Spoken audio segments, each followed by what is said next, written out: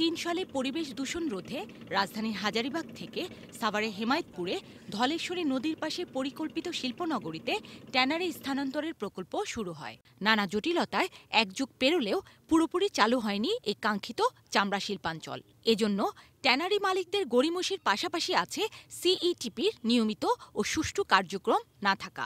অথচ অভিযোগের তীর ছোড়া হচ্ছে একে অপরের দিকে। সরকারের চাপের মুখে সম্প্রতি কিছু ট্যানারি চালু হলেও অপরিশোধিত বর্জ্য ফেলা হচ্ছে ধলেশ্বরীতে। দূষিত হচ্ছে পানি ও পরিবেশ, হারাচ্ছে জীববৈচিত্র্য। বর্জ্য ব্যবস্থাপনায় রয়েছে গাফিলতি। সিইটিপি ব্যবহার না করে পরীক্ষামূলক অপসারণ পাইপ দিয়ে অবৈধভাবে বর্জ্য ফেলা হচ্ছে নদীতে। এই অন্যায়ের প্রতিকার নেই, আছে আত্মপক্ষ সমর্থন। আমরা গরিব মানুষ কাম কাজ করে খামু, গন্ধ ঠেলা না থাকলে কাম কাজ করন দেব না। নদীতে গোসল করা যায় না, পচা গন্ধ, আমাদের কলেজে আসতে যেতে সমস্যা হইতেছে। জলজ প্রাণী ও নদী বাঁচাতে দ্রুত পদক্ষেপ নেওয়া হবে।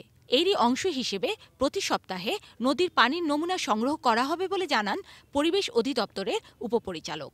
জলজ প্রাণী বলেন, জলজ উদ্ভিদ বলেন, প্রতিটা ধ্বংসের পথে চলে যাবে। এইটা করতে দেওয়া যাবে না। সোজা কথা, এইভাবে ডিসচার্জ করতে দেওয়া যাবে না।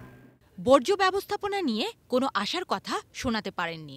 তবে দ্রুত নদী দূষণ সমস্যার সমাধান হবে বলে জানিয়েছেন Savar tannery CETP team leader.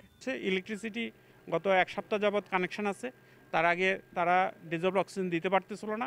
তো এক সপ্তাহের মধ্যে অনেক ইমপ্রুভ হয়েছে।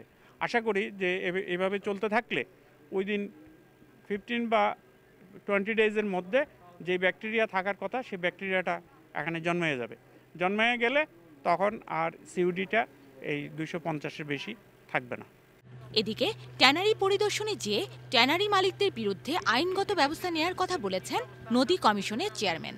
যখন এখানে চালু করার জন্য চাপ ছিল তখন এই লাইনগুলো যেহেতু এস্টাবলিশড হয়নি তখনও, সেই জন্য টেম্পোরারি বেসিসে তারা এটা করে চলবে। কিন্তু তারপরে তারা এটা যে অনুমতি দেওয়ার পর যে বন্ধ করতে হবে, বিকল্প লাইন চালু করতে হবে, এই ব্যাপারে তেমন গুরুত্ব সহকারে হয়তো কেউই দেখতে পারেনি বা দেখেনি।